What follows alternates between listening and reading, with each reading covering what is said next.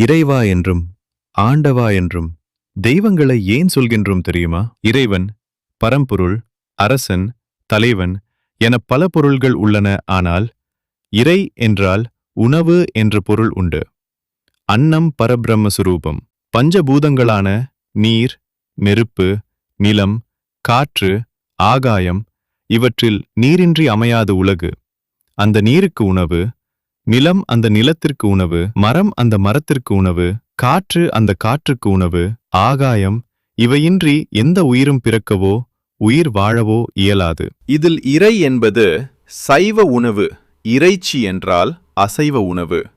ஓரறிவுள்ள ஜீவன் முதல் ஊர்ந்து செல்லும் புழு, பூச்சிகள், பறவைகள், விலங்குகள், நீரில் வாழும் உயிரினங்கள் இவைகளுக்கு தொழில் இறை தேடி இனப்பெருக்கம் செய்து இயற்கையை காப்பாற்றுவது. நீர் மற்றும் நிலத்தில் வாழும் உயிரினங்கள், விலங்குகள் மற்றும் மனிதர்கள் இவை அனைத்தையும் படைத்து, காத்து, வளம் கொடுத்து, அழித்து, தன்னுள் அடக்கி, இந்த அண்ட பிரம்மாண்டம் அனைத்தையும் அடக்கி நம்மை ஆளும் தன்மை கொண்டதால் அவர்களை ஆண்டவன் என்றும், அனைத்து உயிர்களுக்கும் உயிர் வாழ இறை கொடுத்ததால் அவர்களை இறைவன் என்று அழைக்கின்றோம். சிவாய நம.